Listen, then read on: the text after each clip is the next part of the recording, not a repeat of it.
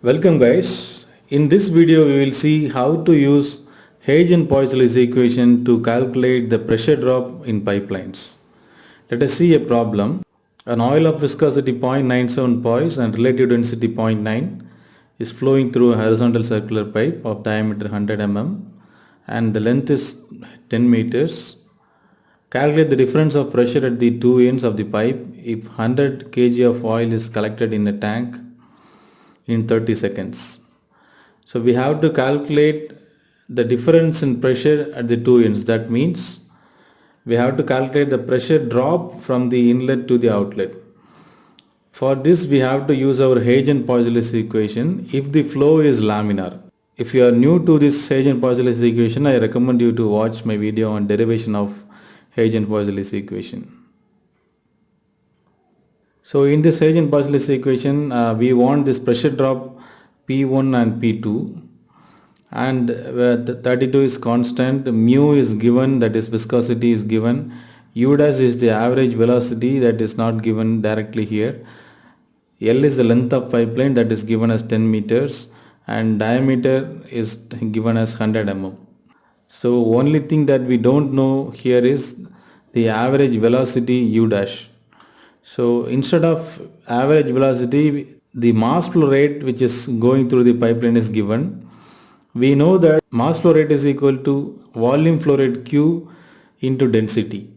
So here therefore volume flow rate Q is equal to mass flow rate divided by density. We know the mass flow rate, that is 100 kg of oil is discharging at 30 seconds. So 100 by 30 is the mass flow rate. Divided by density is 900. So if you divide this, we will be getting the discharge, that is volume flow rate.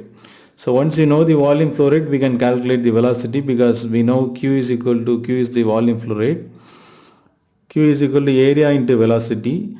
This velocity is this average velocity. So that average velocity is equal to Q discharge divided by area of the cross section of the pipe. So discharge is calculated already, that is 0.0037 divided by area of the pipeline is pi by 4 d square. Diameter is given here, that is 100 mm. So 100 mm has to be converted into meters, and that has to be substituted, and we will get the answer of the average velocity, that is 0.471 meter per second. So once you know the average velocity, we can substitute that in the Hagen Poiseuille's equation and we can get the pressure drop. But before that, we have to be clear that this Hagen Poiseuille's equation is applicable only for laminar flows. So we have to check whether this flow is laminar or turbulent. We have a dimensionless number to calculate. We have a dimensionless number to identify whether the flow is laminar or turbulent, that is Reynolds number. So we know that Reynolds number is equal to rho Vd by mu, where rho is the density, V is the velocity, D is the diameter of the pipeline divided by viscosity mu. So here we know all these values. So if we substitute all the values given in this question, we will get the Reynolds number, that is 436. If the Reynolds number is less than 2000, the flow will be laminar. So here it is less than 2000, so the flow is laminar. Hence we can use this Hagen Poiseuille's equation to calculate the pressure drop.